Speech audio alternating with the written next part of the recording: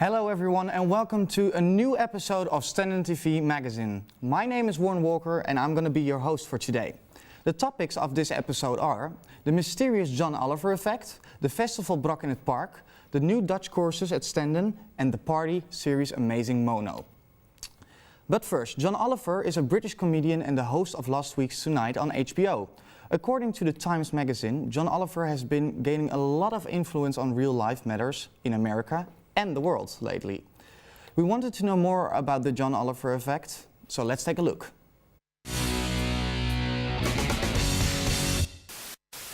John Oliver isn't just making a hit show for HBO, he's taking on major issues in epic rants that cause real-life changes. At first, Last Week Tonight was another viral hit that was compared to The Daily Show and Colbert. Every Monday morning, there would be a new video taking over Facebook and Twitter feeds about some big news story that broke recently. But within weeks of being on the air, Last Week Tonight became the standard for satirical news. It's being called the John Oliver effect.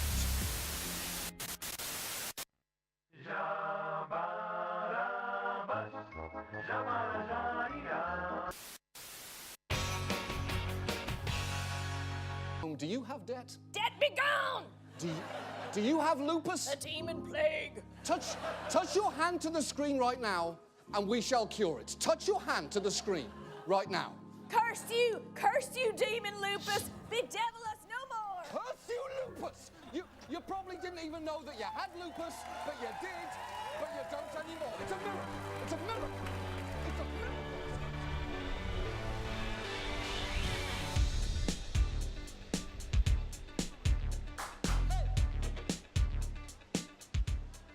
Listen, I've decided I'm not even going to try. I'm just going to wear versions of this until I'm dead. That's it. United States versus $8,850. You don't need to be charged with a crime because it's not you that's on trial, it's your stuff.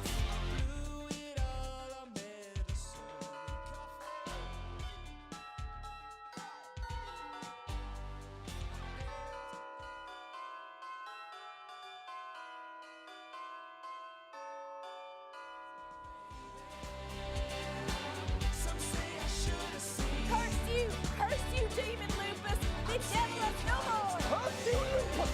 You probably didn't even know that you had lupus, but you did, but you don't anymore. It's a miracle! It's a miracle! It's a miracle tonight!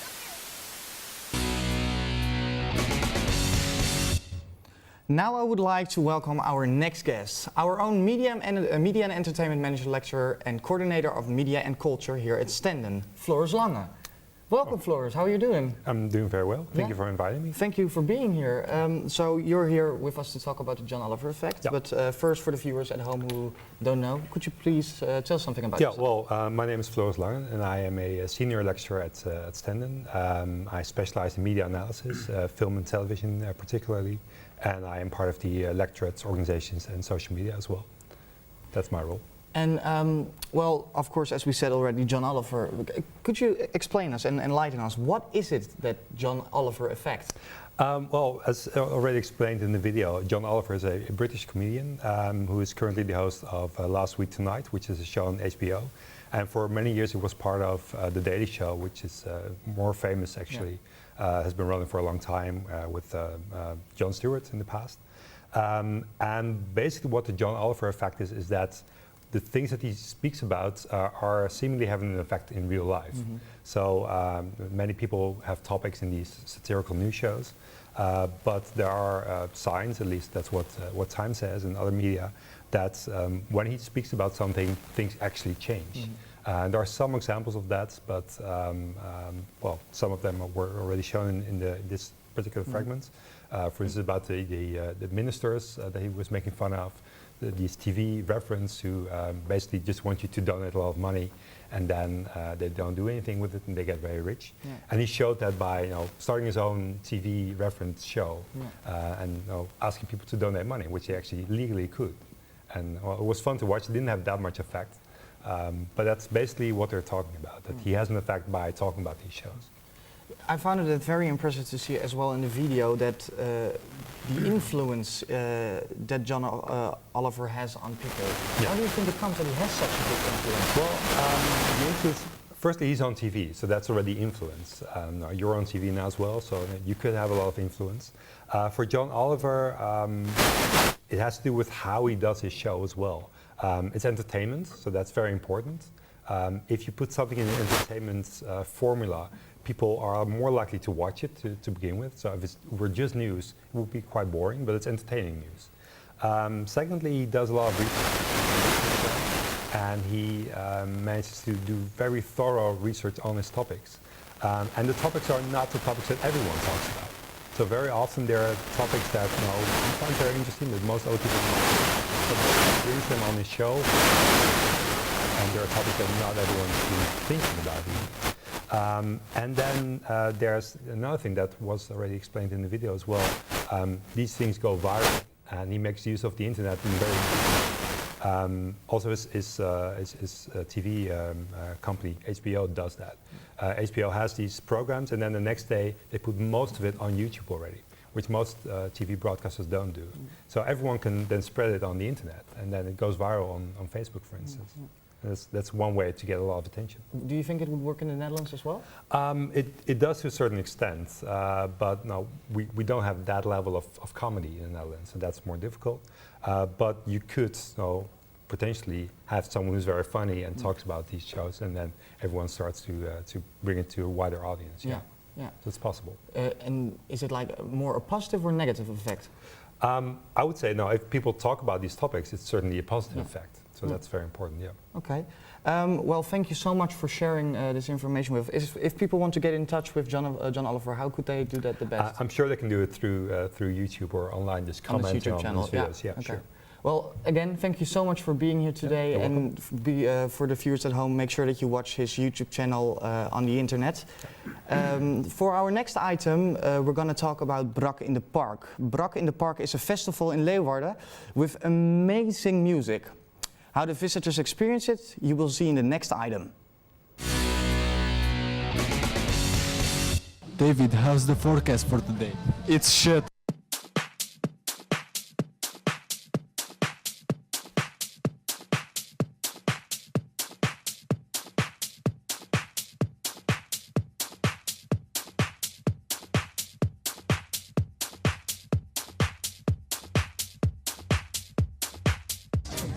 How much do you love techno? I fucking love techno. Techno is life. Are you enjoying? I am enjoying myself very much. Why don't you have vodka? I'm very sorry. I don't know. Okay, we forgive you this time. Okay. But next time, please bring vodka, okay? I will. Thank you. Have a nice day.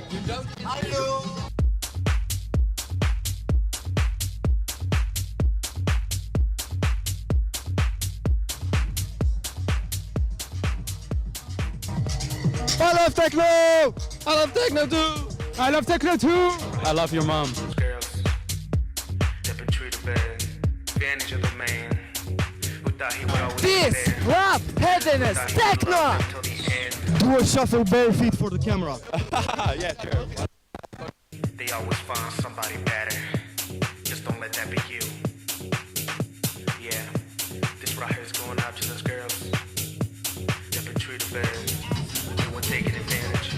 They don't have vodka. Young, No, it's so bad. you to all those girls.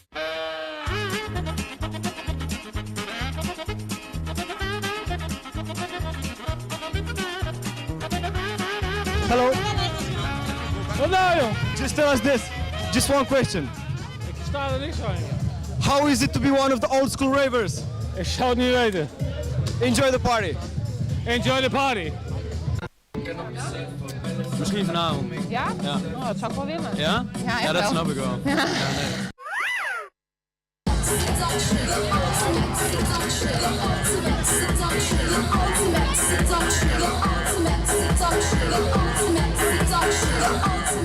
How are you gonna enter the techno stage? Like a boss, dancing techno moves. Can you show us a brief preview? How about I show you there? Okay, let's go there. Let's go.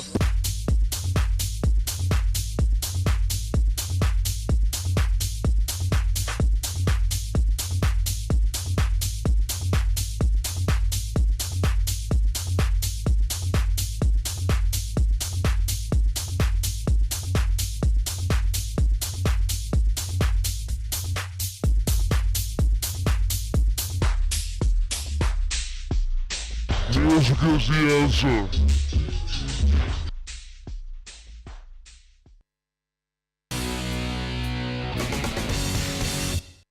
Our guest for today is Merline van den Broek, one of the organizers of Brak in het Park.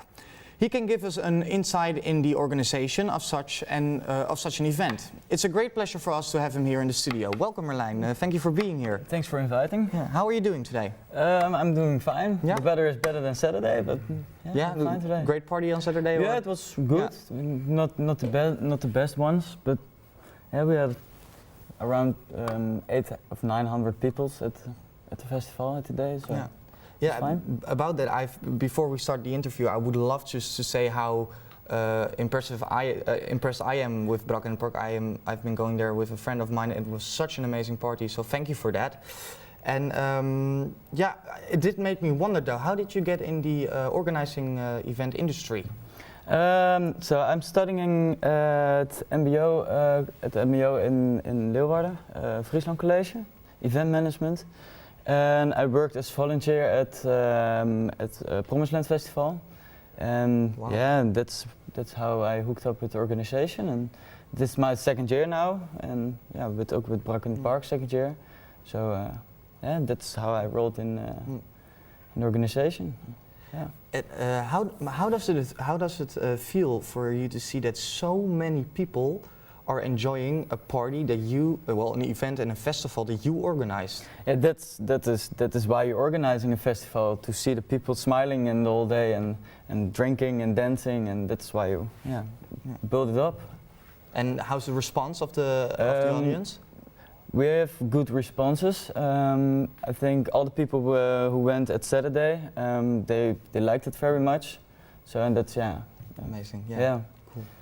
Well, of course, this is the organizing event industry. Have you ever worked for a different sector of the media, or yeah? No. This is my first organization I'm working for. I did some smaller things, but it's not big enough to tell about. Yeah. And would you say like that this sector is a sector that you want to stay in for the rest of your life? Or? No, not for the rest of my life. What would be the dream? Don't know. It's really far from me. I'm just stay by day, and that's or next week maybe. Changes for everyone. Live from day to day. Yeah. Well, of course, a festival like Brak in het Park is. I would assume you could place it everywhere in the Netherlands. But why did you pick Leeuwarden? So we are an organization locating in Leeuwarden. Leeuwarden is a city too and needs events and festivals too, and that's just like Amsterdam and Utrecht, and so yeah. And we did it Saturday because Stenden had the studiestart weeks with the new students, and we thought maybe it's fun to end it with a small festival in the park. Yeah. Yeah. What would you say is the most difficult part of organizing an event? The most difficult is, I think, at the day, walking around, see the people who are having fun, drinking, and that's what you want to do also. Sure, definitely, yeah. That's the hardest thing. Yeah. Well, Merline, thank you so much for being here today. I want to thank you for the information, and make sure everyone to go to the next Brak in the Park. It is the beginning of a new school year at Stenden University. This gives us a lot of international students the opportunity to learn Dutch, but do they really need it? Let's have a look.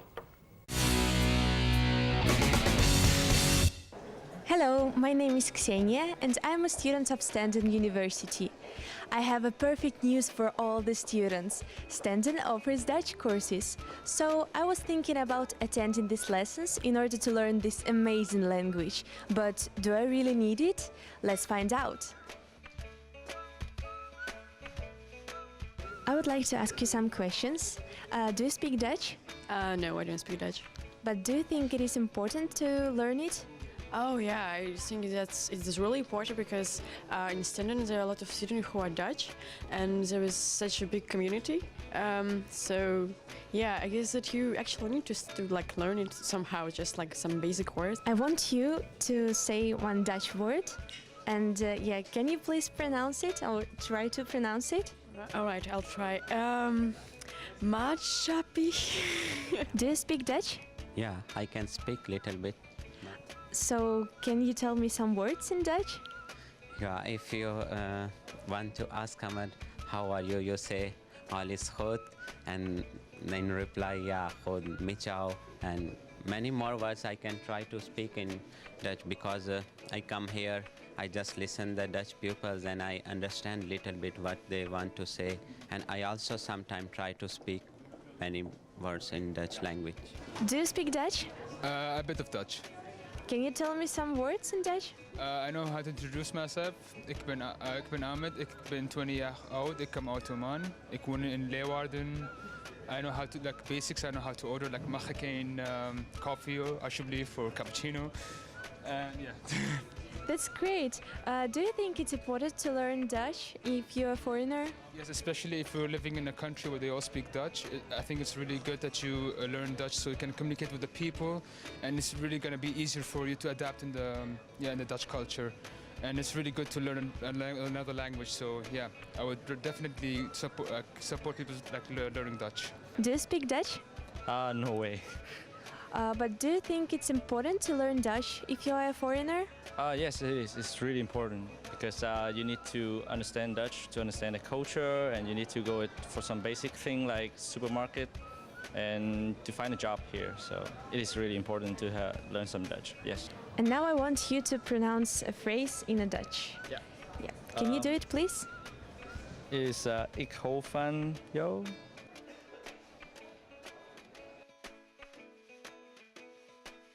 You can see that learning Dutch is not only important for the communication or finding a job, but also for yourself. All the answers I have received today from our students make me feel that it might be very useful.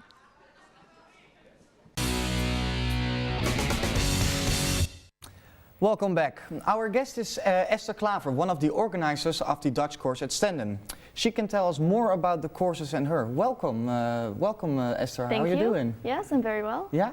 Well, can you tell us something about the structure of the Dutch course at Stenden? Well, the Dutch course is a 9-week course. It starts at the beginning of every period, and you'll have 2 1.5-hour classes a week in the evenings. And I can imagine for a lot of foreigners, especially for foreigner students, that it must be so difficult to learn a language as Dutch. Depends. I think it depends where you are from. From Germany, of course, Germany is quite similar to Dutch, so for them it will be easier. But for example, Chinese students for them it's quite difficult. Yeah. But it is a basic Dutch course, so you start at the very beginning with all the simple phrases, and then you will build up slowly. And but what would be then the main reason for students at Stenden to apply for a Dutch course? Well, I think they're foreigners living in Holland, so I think it's very useful for them to learn some Dutch, to connect with Dutch students and the community. And yeah, the Dutch course is a good beginning to start learning Dutch. For example, they would learn something like I am worn, that you say ik ben worden, and really the first basic steps. Yes, the first basics. It's grammar, speaking, writing, everything, listening, and just slowly, step by step, because I know it is quite a difficult language to learn, so you need to take your time. Yeah. And I think there are plenty of lessons. I think they have a lot of lessons. There will be 18 lessons in 9 weeks. Wow. So that's quite a lot. Yeah. So they do get a lot of information, which they can, well, if they do their homework, they could learn a lot. And like all the other students here at Stenden, we of course have exams at the end of the period. Is that quite similar to the Dutch courses as well? We also have an exam or a final test, and in the middle you also have a speaking and a writing test. And in the end, all the scores will be added up, and then the overall mark will be your end mark. And if you pass, you will also get a certificate, which your level will be at A1 on the Siever scale by the end of the course, and that will also be announced on the certificate. And what can the students expect from such an exam? What does it consist of? Could you, if you can Well, explain us I've a never bit done the about exam, but Yeah. it will just be the end exam will be everything that you've learned in all the lessons. So everything will come back in the end exam. And do you see a lot of students applying their Dutch course in real life at the moment in Leeuwarden? I think they try, but a lot of Dutch people, of course, everyone speaks English, so it's very easy for them to just continue speaking English and not practice their Dutch, even though I would like to see them, that they do it more. Yeah. I mean, for sure, it's probably one of the parts of your study that it's one-on-one, a lot of one-on-one work. Because how big are the groups? Well, depends. We try to have 3 groups every time. We have a non-European group, a European group, and a group for German students, because German students, they usually learn the language faster, so we want to encourage them to learn more and get a higher grade at the end, so they can have maybe an A2 level. Those groups, that group is usually small, maybe 10 students every period. The non-European group is usually the biggest, about 25 students every period, and then the European group is somewhere in the middle between 20 and also 25 students every time. Yeah. Well, thank you so much for being here and explaining us about the Dutch course. The next item will be about the party series Amazing Mono, where we had the chance to interview the founders of this amazing event. So let's take a look.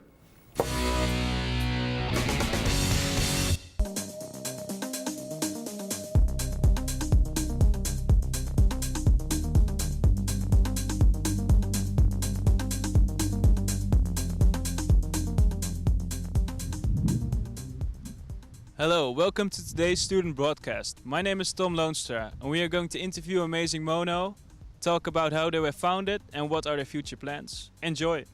Are you familiar with the Amazing Mono show? Yes. Yes. Yes. Yes. Yes. Yeah, recently. Sure. Yes. I know them, of course. They're the best DJs around.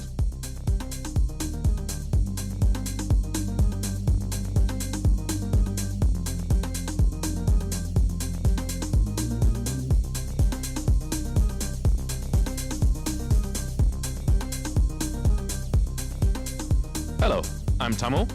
I'm Dominic. And together we are representing Amazing Mono today. Hello guys, thank you for being here. How did you guys come together? Yeah, it happened that we are all in kind of the same friend circle and we are all enthusiastic about electronic music and also about DJing electronic music. And then after a party from the student council where I was playing, and Dominic as well, and Milan as well, we got in contact with the owner of the Club Hemingway, and from that moment on we decided to host our own parties at Club Hemingway. Okay, and what's the reason for starting this project? Yeah, just like Tammo already said, the background for and the passion for electronic music, and we had the feeling that Leeuwarden still plays for our style, and yeah, we love the variety. Okay, and are you also doing solo acts, or is it just a group project? Some of us have played solo gigs in Germany before, but mainly our focus is to represent Amazing Mono as a group. Okay, and now we're here in Leeuwarden, but are you also planning on going internationally? To be honest, I don't think so, because we live here, it's a certain episode in our lives, and we study here, it's the student thing, from students for students. Okay, and do you have any partners with the show? Yeah, besides the Club Hemingway, where we host our parties, we work together with Nocturne several times now. Do you have any guests in the show, or is it just Amazing Mono? Well, we are the 5 of us, Ruben, Milan, Daniel, Tammo and me. And yeah, we already had our friends, Toba and Toba, or Karl Kruger from Berlin. And yeah, we invite our friends to bring some more variety to the shows, and yeah. Okay, and what happens when you will leave Leeuwarden? Hopefully the baby will go to the next generation. We keep our eyes open if there are new people that also so enthusiastic about electronic music as we are, and then we will see if and how there will be a next generation. But okay, thank you guys for meeting us, and see you. That was the interview with Amazing Mono. Thank you for your attention, and back to the studio. Today in the studio with us is a very good friend of mine, Jonathan Franse. He's a frequent guest at the Amazing Mono parties in Club Hemingway. Let's hear what he has to tell us about the experience he had so far. Welcome, Jonathan. It's so good to see you. It's very good to see you as well. Thank you for your invitation. No problem. How are you doing? I'm doing very good. How are you? Yeah, I'm doing great. You look good. You didn't went partying last night? No, I went to bed very early. Really? So, yeah. I'm proud of you. Proud of you. Hey, well, we both know Amazing Mono very well, of course. Yeah. And I want to take you back to the first time you ever went to Amazing Mono. Can you just recall the image and how was it? Oh, I think the first time I went to Amazing Mono, we had a pre-drink at Ruben's place, who is one of the DJs at Amazing Mono. And yeah, we were like 20 or 30 people having a pre-drink there and getting in the mood. And then we just went there at 11 with 20 or 30 people, and it was just a very good vibe, and we had a good mood for partying, and yeah, it was a very good experience. Yeah. Yeah. I vaguely remember stuff from that evening. It was a long night. Yeah. It was yeah. Yeah. How do you think that? What do you think about Amazing Mono in the sense of changing the electronic music and techno scene in Leeuwarden? Yeah, the techno scene was kind of centered in the Gloppe when I arrived here, and since the Gloppe was closed, it started to take place more often at Hemingway, as Nocturne and Amazing Mono play there quite often. And yeah, that's so I think they kind of centralized techno scene to Club Hemingway. Yeah.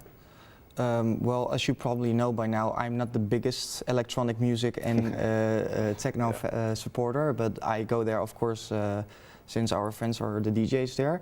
But can you explain us and for the people at home what attracts you so much to come to Amazing Mono? Yeah, due to the fact that we are a pretty large group that supports Amazing Mono and likes the music. It is not only the music that takes us to the parties, but also that we are a very big group of people that go together and enjoy the music together, and yeah, it's just... So it's really the atmosphere which is hanging around there. Yes. What makes that atmosphere then so special from, for example, going out somewhere else in Leeuwarden? Yeah, because it's nice if you know the DJs, because we are friends with them, we know how they're playing, what they're playing, and yeah, as you said, the atmosphere is really nice. Is there something comparable to Amazing Mono in Leeuwarden?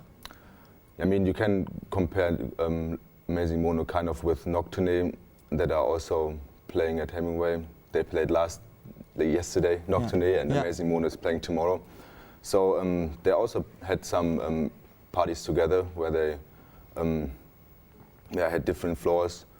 So yeah, I think this is comparable with Amazing Mono. Well, Jonathan, it was great having you here on the show and enlightening us all about Amazing Mono. When was the next Amazing Mono going to be again? It's going to be tomorrow at the, what is it tomorrow? Yeah, Saturday, right? Saturday, which date? The 12th? The 12th. Yeah, the 12th, yes. yeah. And it's going to be in Club Hemingway? It is going to be in Club Hemingway. And for how late do the doors open? It starts at 11 and it probably closes at 5. Okay. Well, thank you so much, everyone, for watching us today. It was a great honor for me to be the host for you today. And I hope to see you next time with fresh new topics. Auf Wiedersehen, goodbye, and tot ziens.